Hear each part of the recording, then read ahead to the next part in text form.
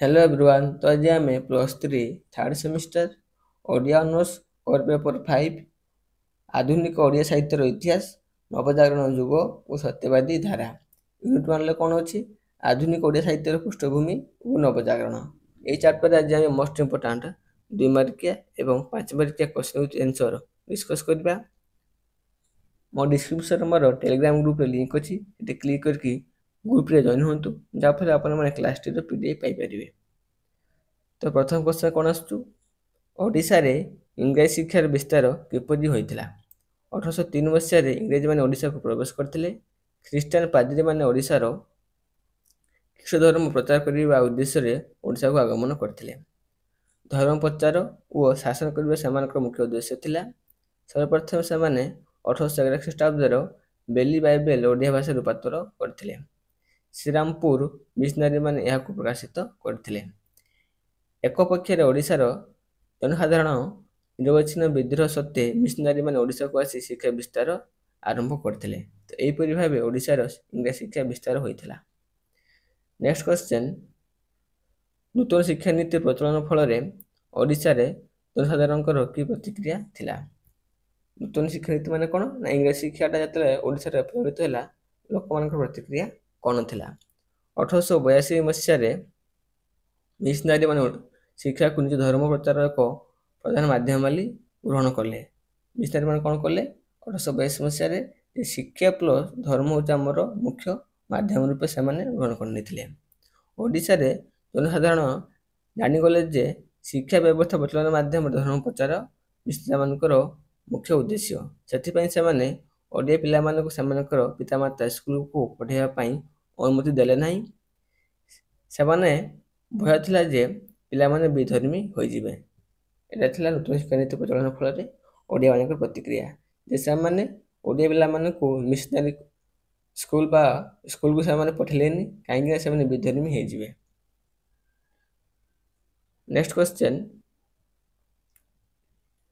शिक्षा व्यवस्था रे लॉर्ड विलियम बेंटिंग की संस्कार आनिथिले। मिशनरी शिक्षा व्यवस्था रे लॉर्ड विलियम बेंटिंग नूतन संस्कार आनिथिले। यह शिक्षा नीति को तत्काल राजा राममोहन राय प्रमुख सम्मति प्रकाश करते। जिते बड़े लॉर्ड विलियम बेंटिंग शिक्षा व्यवस्था संस्कार करते राजा राममोहन राय सम्मति करते कार्यकारी करते। फलस्वरूप मिशनरी शिक्षा व्यवस्था परिवर्ते कंपानी सरकार शिक्षा नीति प्रचलित होता। शिक्षा सहित धर्म प्रचार होते हैं शिक्षा प्रति सचेतना सृष्टि करने दिगरे से जो आंतरिकता प्रदर्शन करते अविस्मरणीय। तो क्वेश्चन टीर ये 2 लाइन हूँ इंपोर्टाट। शिक्षा व्यवस्था विलियम बेंटिंग संस्कार से प्रथम कौन कले मिशनरी शिक्षा व्यवस्था परिवर्ते कंपानी सरकार शिक्षा पद्धति अवलंबन कले। द्वितीय कौन ना शिक्षा सहित धर्म प्रचार हेले शिक्षा प्रति सचेतनता सृष्टि करने दिगरे से जो आंतरिकता प्रदर्शन करते अविस्मरणीय। ओके देन क्वेश्चन नंबर 4 को जीवा। ओडिशा रे इंग्राजी शिक्षा नीति प्रसार लक्ष्य कौन थिला। ओडिशा रे इंग्राजी शिक्षा नीति प्रसार मुख्य लक्ष्य कौन थिला। प्रथमे मिशनारी माने ओडिशा रे विभिन्न स्थान रे इंग्राजी माध्यम स्कूल खोली छात्र छात्री मानू इंग्राजी शिक्षा प्रदान करने मुख्य लक्ष्य थिला। इंग्राजी भाषा शिक्षा प्रति लोक मन एक अभिनव रुचि कल्पना होता। अभिनव मान कौन नूतन रुचि आग्रह आसीला। ओडिया भाषा परिवर्ते इंग्राजी भाषा को कचेरी भाषा रे गौरव प्रदान करवा। कंपानी शिक्षा नीति माध्यम जहाँ जरूरी आवश्यक थिला मैकलेन द्वारा ताहा कार्यकारी होइथिला। नेक्स्ट क्वेश्चन आसिबो क्वेश्चन नंबर 5 को मिशनरी पादरी माने इंग्राजी शिक्षा प्रसार क्यों स्कूल मान प्रतिष्ठा करथिले। मिशनरी पादरी माने इंग्राजी शिक्षा प्रसार करिया पई को स्कूल मान प्रतिष्ठा करथिले।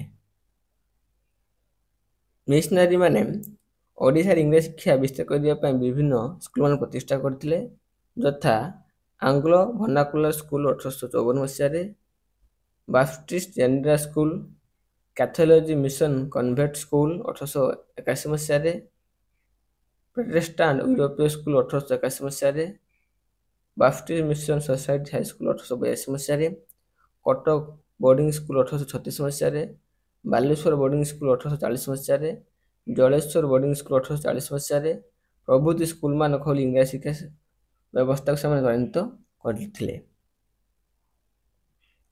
ନେକ୍ସଟ କ୍ୱେଶ୍ଚେନ୍, ଡାଉନୱାର୍ଡ ଫିଲ୍ଟ୍ରେନ୍ସ ଶିକ୍ଷାନୀତି କ'ଣ?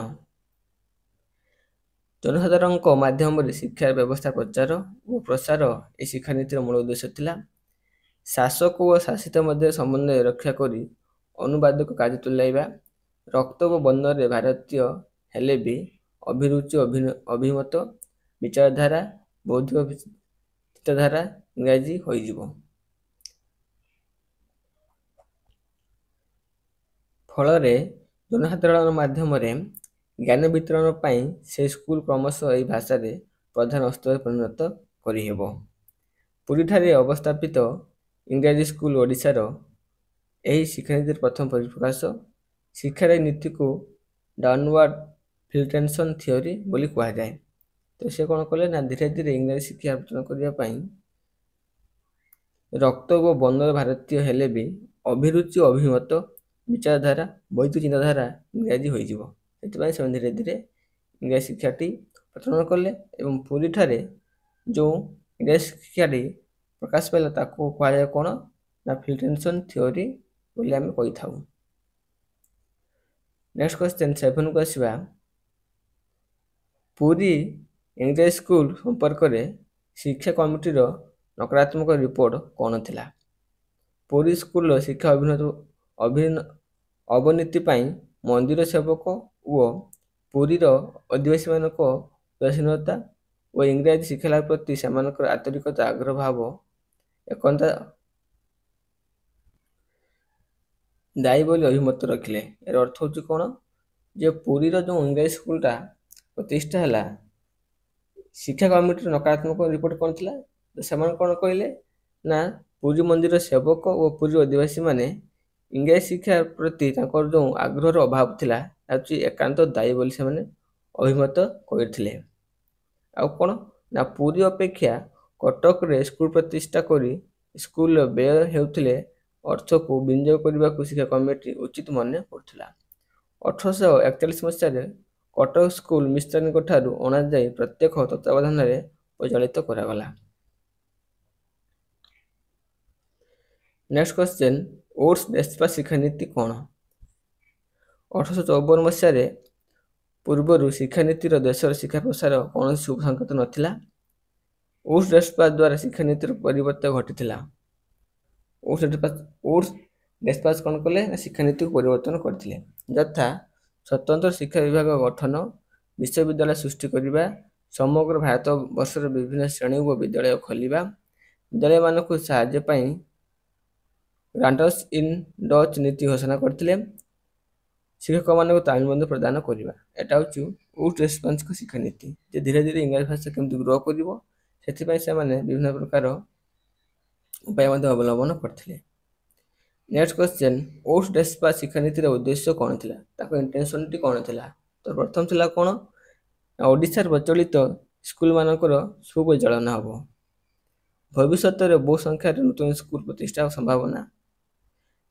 ଚାଟଶାଳୀମାନଙ୍କୁ ଆଧୁନିକ ରୀତିରେ ଗଠନ କରିବା, ଶିକ୍ଷାର ଅଗ୍ରଗତି ହେବାର ଆଶା ସେ ରଖିଥିଲେ। ଶିକ୍ଷାର ଅଗ୍ରଗତି କରିବା ପାଇଁ ଚାଟଶାଳୀକୁ ଆଧୁନିକ ରୀତିରେ ଗଠନ କରିବା ଆବଶ୍ୟକ। ଆଉ କ'ଣ ନା ସ୍କୁଲରେ ପ୍ରଚଳିତ ପାଠ୍ୟପୁସ୍ତକ ପାଇଁ ଅଗ୍ରାଧିକାର ପ୍ରଦାନ କରିବା, ପାଠ୍ୟପୁସ୍ତକ ମାନଦଣ୍ଡ ପ୍ରତି ଦୃଷ୍ଟି ଦେବା, ଶିକ୍ଷା ସମ୍ପର୍କିତ ସୁବିଧା ଅସୁବିଧା ବୁଝିବା ପାଇଁ ଜଣେ ଇନ୍ସପେକ୍ଟର ରହିବା ଉଚିତ। ଏହା ଥିଲା କ'ଣ ନା ଓଟ୍ସ ଡେସ୍ପାଙ୍କ ଶିକ୍ଷାନୀତିର ଉଦ୍ଦେଶ୍ୟ। ନେକ୍ସଟ କ୍ୱେଶ୍ଚନ୍ କ'ଣ ଆସୁଛି, ଶିକ୍ଷିତ ନୂତନ ଆଭିଜାତୀୟ ଗୋଷ୍ଠୀମାନଙ୍କର ଅବଦାନ ଶିକ୍ଷା ପ୍ରସାର ପାଇଁ କ'ଣ ଥିଲା? ଶିକ୍ଷିତ ନୂତନ ଆଭିଜାତୀୟ ଯେଉଁମାନେ ନୂତନ ଶିକ୍ଷା ନେଇଛନ୍ତି ବା ଯୁବକ ଅଛନ୍ତି ସେମାନେ ଶିକ୍ଷା ପ୍ରସାର କରିବା ପାଇଁ କେଉଁ ପ୍ରକାର ତାଙ୍କର ଅବଦାନ ରଖିଥିଲେ? ଶିକ୍ଷା ନୂତନ ଶିକ୍ଷା ପ୍ରତିଷ୍ଠାରେ ଯୁଗ ତଥା ନୂତନ ରୁଚିବୋଧ ପୃଷ୍ଠଭୂମି 1873ରୁ 1900 ମଧ୍ୟରେ ଓଡ଼ିଶା ଶିକ୍ଷା ବିକାଶ ଯୁଗରେ ବାନ୍ଧି ଦେଇଥିଲା। ତେଣୁ ଇଂରାଜୀ ଶିକ୍ଷାକୁ ଅବଲମ୍ବନ କରି ନୂତନ ଶିକ୍ଷିତ ଗୋଷ୍ଠୀ ଆବିର୍ଭାବ ହେବା ସଙ୍ଗେ ସଙ୍ଗେ ଆଧୁନିକ ସାହିତ୍ୟର ନବଜନ୍ମ ମଧ୍ୟ ହୋଇଥିଲା। ନବ ଶିକ୍ଷିତ ଗୋଷ୍ଠୀ ଇଂରେଜ ଶାସକଙ୍କ ଅନୁକୂଳ ଲାଭ କରି ଅର୍ଥ ଓ କୌଳିନ୍ୟ ନୀତି ଲାଭ ହେଲେ ହିଁ ଉପଭୋଗ କରିହେବ ନାହିଁ। ସେମାନେ ଓଡ଼ିଶାର ଉନ୍ନତି ପାଇଁ ସଂକଳ୍ପବଦ୍ଧ ହେଲେ ଓ ମନ ମଧ୍ୟ ଦେଲେ। ସେମାନଙ୍କର ପ୍ରଚେଷ୍ଟାରୁ ଆଧୁନିକ ସାହିତ୍ୟ ଜନ୍ମ ମଧ୍ୟ ହୋଇଥିଲା। ତ ଏହିପରି ଭାବେ ଓଡ଼ିଶାର ନବଗୋଷ୍ଠୀ ବା ଆଦିଜାତୀୟ ଗୋଷ୍ଠୀମାନଙ୍କର ଶିକ୍ଷା ପ୍ରତି ଅବଦାନ ଥିଲା।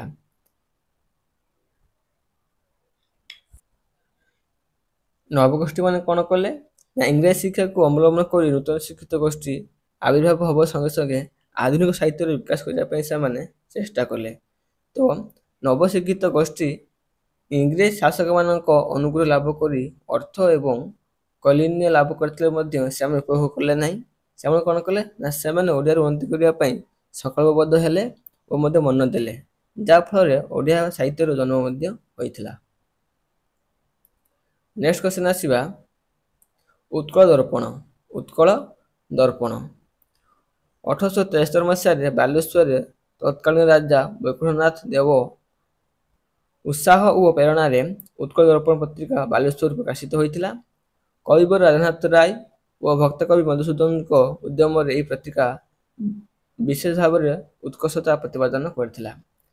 ରାଧାନାଥଙ୍କ ମେଘଦୂତ, ଇତାଲୀୟ ଯୁଗ, ବିବେକୀ ଓ କାଳିଦାସଙ୍କ ପ୍ରଭୃତି ପଦ୍ୟ ଏହି ପତ୍ରିକାରେ ପ୍ରକାଶିତ ହୋଇଥିଲା। ଭକ୍ତକବି ମଧୁସୂଦନ ଦାସ ଶ୍ମଶାନ, ନିଶିତ ଚିନ୍ତା, ନିବାସିତର ବିଳାପ ପ୍ରଭୃତି କବିତା ଏ ପତ୍ରିକାରେ ମଧ୍ୟ ପ୍ରକାଶିତ କରିଥିଲେ ପ୍ରଥମେ। ଉତ୍କଳ ଦର୍ପଣ ସର୍ଟ କ୍ୱେଶ୍ଚନ ବହୁତ ଅଛି ଏଥିରେ। ନେକ୍ସଟ କ୍ୱେଶ୍ଚନ ଉତ୍କଳ ପୁତ୍ର। ତ ଏହି ପତ୍ରିକା 1873 ମସିହା ଏପ୍ରିଲ 16 ତାରିଖରେ ବୁଧବାର ଦିନ ପ୍ରକାଶିତ ହୋଇଥିଲା। ଏହାର ସମ୍ପାଦକ ଥିଲେ ପ୍ୟାରୀମୋହନ ଆଚାର୍ଯ୍ୟ। କଟକରୁ ପ୍ରଥମେ ପାକ୍ଷିକ ରୂପ ନେଇ ଏହା ସାପ୍ତାହିକ ପତ୍ରିକାରେ ପରିଣତ ହୋଇଥିଲା। ପ୍ରାଚୀନ ପରମ୍ପରା ଓ ଐତିହ୍ୟ ତଥା ନାରୀ ଶିକ୍ଷା ସପକ୍ଷରେ ଏଥିରେ ବିଭିନ୍ନ ପ୍ରସଙ୍ଗ ସ୍ଥାନ ପାଇଥିଲା। ଗୋବିନ୍ଦ ରଥଙ୍କ ସମସ୍ତ ଲେଖା ଏଥିରେ ପ୍ରକାଶିତ ହୋଇଥିଲା। ମୁଖ୍ୟ ଲେଖକ ଭାବେ ଗୋବିନ୍ଦନାଥ ପ୍ରଶଂସା ଭାଜନ ମଧ୍ୟ ହୋଇଥିଲେ। Next question Utkal Madhup. ଉତ୍କଳ ମଧୁପ କ'ଣ? ଏଟା ହେଉଛି 1878 ଏପ୍ରିଲ ମାସରେ ଉତ୍କଳ ମଧୁପ ପତ୍ରିକା ପ୍ରକାଶ ପାଇଥିଲା। ମାସିକ ପତ୍ରିକା ରୂପେ ଓଡ଼ିଆ ସାହିତ୍ୟରେ ଏହା ସ୍ଥାନ ମଧ୍ୟ ପାଇଥିଲା। ରାମଶଙ୍କର ରାୟ ଉପନ୍ୟାସ ସୌଦାମିନୀ ଏହି ପତ୍ରିକାରେ ମଧ୍ୟ ଧାରାବାହିକ ଭାବେ ପ୍ରକାଶ ଆସୁଥିଲା। କୋଉଟା ଆସୁଥିଲା? ମାସିକ ପତ୍ରିକା ରୂପେ ରାମଶରଣ ରାୟଙ୍କ ଉପନ୍ୟାସ ସୌଦାମିନୀ ଏହି ପତ୍ରିକାରେ ମଧ୍ୟ ଧାରାବାହିକ ଭାବେ ପ୍ରକାଶିତ ହେଉଥିଲା। ଭଞ୍ଜ ବିରୋଧୀ ବାତାବରଣ ସୃଷ୍ଟି କରିବାରେ ଏହି ପତ୍ରିକାର ପ୍ରମୁଖ ଭୂମିକା ଗ୍ରହଣ କରିଥିଲା। କ'ଣ ନା ଭଞ୍ଜ ବିରୋଧୀ ବାତାବରଣ ସୃଷ୍ଟି କରିବା। ତ ଏହା ଥିଲା ଆପଣଙ୍କର କୋର ପେପର 5 ୟୁନିଟ୍ 1ର 2 ମାର୍କିଆ କ୍ୱେଶ୍ଚନ ମୁଁ ଡିସ୍କସ୍ କଲି। ଦେନ୍ 5 ମାର୍କିଆକୁ ଯିବା। 5 ମାର୍କର ପ୍ରଥମ କ୍ୱେଶ୍ଚନ କ'ଣ ଆସୁଛି? ଆଧୁନିକ ଓଡ଼ିଆ ସାହିତ୍ୟର ପୃଷ୍ଠଭୂମିକୁ ସଂକ୍ଷେପରେ ବର୍ଣ୍ଣନା କର। 5 ମାର୍କିଆ କ୍ୱେଶ୍ଚନ। ତ ଡିସ୍କସ୍ କରିବା ସମ୍ଭବପର ନୁହେଁ। ଭିଡ଼ିଓଟିକୁ ସ୍କ୍ରଲ୍ କରିକି ଯାଉଛୁ, ଆପଣମାନେ ଭିଡ଼ିଓଟିକୁ ଷ୍ଟପ୍ କରି ପଢ଼ି ନିଅନ୍ତୁ।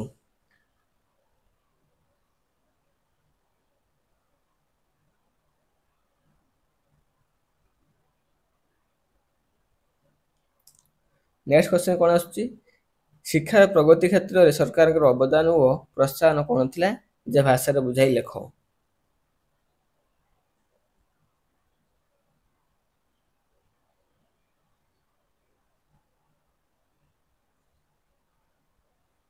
କ୍ୱେଶ୍ଚନ 3 କ'ଣ ଆସୁଛି? ଉଡ୍ ଡେସ୍ପାଚ ଓ ଶିକ୍ଷାନୀତି ସମ୍ପର୍କରେ ଧାରଣା ପ୍ରଦାନ କର।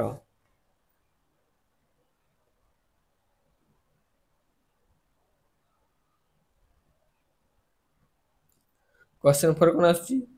ଓଡ଼ିଆ ସାହିତ୍ୟର ଉନ୍ନତି ଓ ପ୍ରଗତି କ୍ଷେତ୍ରରେ ପତ୍ରପତ୍ରିକାଙ୍କର ଅବଦାନ ସମ୍ପର୍କରେ ଯାହା ଜାଣ ଲେଖ।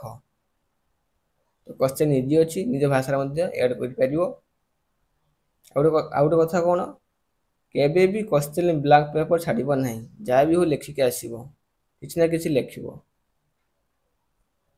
ବ୍ଲାଙ୍କ ପେପର ଛାଡ଼ିବ ନାହିଁ, ମାଇଣ୍ଡ ଇଟ୍।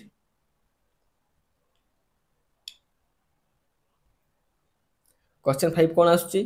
ଓଡ଼ିଆ ଭାଷା ବିଲୋପ ଆନ୍ଦୋଳନ ବିରୋଧରେ ସଚେତନତା ସମ୍ପର୍କରେ ଦର୍ଶାଅ।